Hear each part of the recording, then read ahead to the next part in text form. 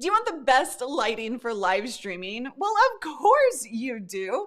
Lighting comes in many different forms, and it is lighting week around here. So we have been covering all of the tips, the strategies, the how-tos, so that you understand how lighting works, so that you can make the best possible choices for your setup. And today we're actually digging into how lighting can help set the mood. It can help create an environment. And here's the truth of the matter. When you are on video, you are creating what I call a universe. Y-O-U, universe, because my whole uniquely you thing, right? So that is what you are trying to accomplish with the background, the things in the background, but with the lighting itself. Your lighting can help create an environment that your audience immediately attaches themselves to, or feels welcome in, or understands kind of what the tone of your content is. So you can do a ton of amazing things when it comes to lighting. So I'm going to give you some examples today, and I would love for you to tell me if you're new in the comments by typing new. And if you don't know me, or if you are new, then you don't know me is how that was supposed to go. I'm Laya Petrucci from Live Streaming Pros, where I help you create professional video that is uniquely you. And this is the show that we do in partnership with ECAMM, and that is my favorite Mac streaming software. But not just streaming software, recorded video, Zoom presentations, all of the things that you might want to do, you can use ECAMM for. And I have a full training series right here for you if you want to learn more. You are not new, Greg. You can't say you're new if you're not new. All right, so let's dig into lighting, right? Tomorrow we have a Q&A panel with some of the people that I'm going to show you examples for today. So when it comes to lighting, you see my lighting setup, right? And if you were watching Lighting Week, or you can watch that playlist again on the replay. I have a light here, and a light here. Now my background is also very well lit. I wanted to start with a mood that was light, fluffy, and airy in a home environment. I'm in a very small space. This is my living room. It is not a green screen. And this allows me to set the tone by choosing the lights that I put in the background in addition to in the front, right? I wanted full-on light on me. I didn't really want any shadows or fanciness when it comes to that, because my personality is very like bubbly. And so I wanted to create that same environment in my video space. And so I have lighting coming in over here, two different lights coming in over here. I have light, that one's, yeah, that's on. I have light kind of separating that bookshelf. I have light over here on the plant. I have light coming in up from the top. So my video studio is very well lit, right? I'm lighting the space behind me, and I'm lighting me from front. Now, again, I walk you through how I've set up my entire studio here. So you need to think about what it is you want to create. Let me give you some other examples. Mel, who's going to be joining us on tomorrow's Q&A panel for lighting. She has a very simple setup. She has a single light in front of her, and then she has the background lights.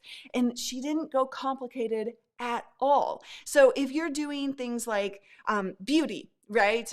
Beauty content, or you just want a well-lit, simple option, you can put a ring light in front of you and literally just use that ring light coming in to fill and make it kind of beauty type of thing, right? And then you can also use a softbox. Like a dome or a softbox can really help you make your make your face kind of softer, right? The soft light, softer kind of feel on your face. And so this is one option, right? So you see how she's just bringing in the one light, and we'll dive deeper into like the behind the scenes of these different setups tomorrow on Friday's show. But then you also in order to be professional, turn off your phone. And so then you have the lighting in the cubes, right? And that sets the tone for her environment. Now, if we look at another option, this is something that you can do where, obviously you're looking at the background specific items, but you see how he is highlighted with lights.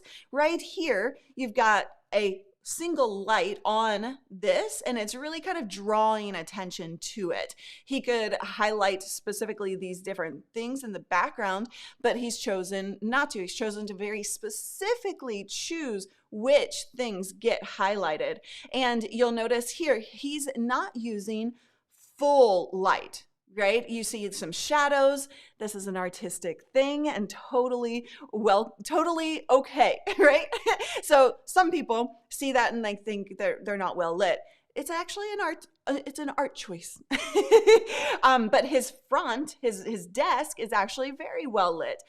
You can see the products. He actually does, let me see. Oh, I thought I pulled.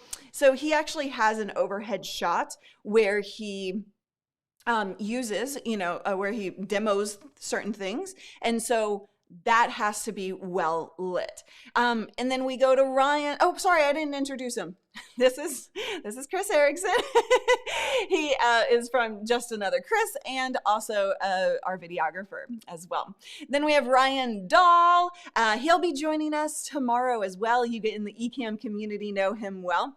And so this is accomplished by a single light source in front. He literally is blacking out the background in this shot to create more of a story kind of feel, right? A very intimate storytelling type of feel and look.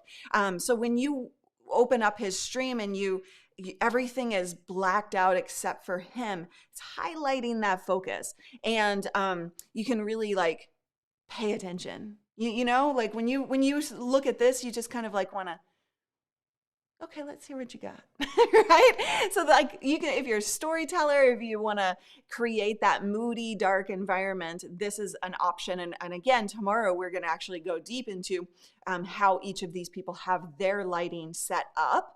And you could totally do bulbs in the background, right? As we have with Greg Koorhan, right? And you have this same kind of single light source coming in from the front, yet what he did was he built out the background and very specifically used lighting to highlight those backdrop items, right? So you have a lot of highlights here, and he is setting the tone. He is a storyteller as well. And, this is, he comes from the film production world. So he's setting that tone with everything that he's doing inside of the background. So single light source, but also in the background. Great lighting. Yeah. I love Greg's lighting. He always does that so very well. And then I also want to show that now these two people aren't going to be on tomorrow's show, but I know that Amy asked earlier about lighting for a demo space, right? An overhead cam. Kevin McAleer has this as well. And he has this whole setup where he actually does projects. And you see it is kind of blowing out, right? But it's not affecting his face because he's separated that space. You can also see how he's used light in the background to keep it kind of open and lit, but also using some very strategic highlights along the way. And so he's well lit here, and when he moves over here, he's got another camera and an overhead shot, and you can see him clearly lit as well. If you do have overhead cam shots, one thing to consider is the is the fact that you do need to plan your lighting and test your lighting so that your lights are focused. So you want to light the objects that you're demoing on the table, and that lighting should not kind of reflect up here as much as possible. And so you would do that by the lights that you choose. You can see here, he's actually using a regular desk lamp, to be honest. So it's not even a fancy light of any kind, but because it's dome shaped like that, it's actually moving most of the light downwards instead of splashing it. So if you use like an LED panel, that will actually cause you more flood of that light, right? Okay, so let's see. Yeah, he has a hair light too. I don't know which one you were asking about, Stephen. I'm sorry. I don't know which person you were asking about on that one, but let me know. And then we have Cindi Gay, who is also a student, and she does rug hooking, which is a very niche, setup, or a very niche audience. But these are all rugs in her background, and that is creating the environment that she wants her audience to tap into. These are actual product that she sells in her store, and she is sitting here in her store. So in terms of lighting, she's very well lit. Her audience is not going to be attracted necessarily to a dark and moody environment. You got to know your audience. You got to know what kind of environment you want to create. And so she's full well lit. And then her background is mostly lit, right? So she's lighting that open space so that people can see what's back there, because they're immediately going to know what that is. They're immediately going to be attracted to it and know that they're in the right place to learn about rug hooking and to be in that world and connect with similar community members around that topic, right? So this is, something that you can absolutely do. So know your environment. That is the strategy to create the best lighting for live streaming. You've got to know the front and you've got to understand the back. And so as we look at lighting week, we've tackled the no lighting with window lighting, tackled one lighting source, 2, 3 light sources. And now we're talking about how you set that mood, right? So I want you to ask your questions. We're going to tackle Q&A here in a second. Just put Q in front of your question. But you want to make sure that you think through that. What is it that you want to invite people in to see with your environment? And then you start creating the lighting choices based around that. And here's a quick tip on how to do that. I want you to go out into the world of YouTube or Facebook and look. Just observe. I showed you a bunch of examples here, but look at what other people are doing and what is attractive to you and what's not.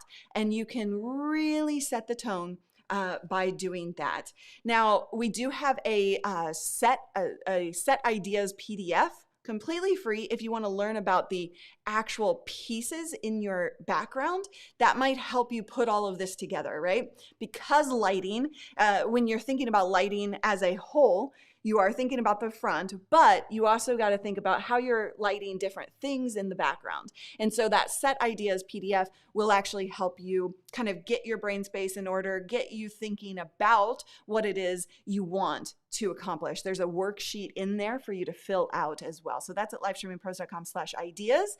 And if you want to learn more, definitely take a look at this playlist. It is going to walk you through everything you need to know about lighting, all the tips and tricks for different sources, and join us for the Q&A as well.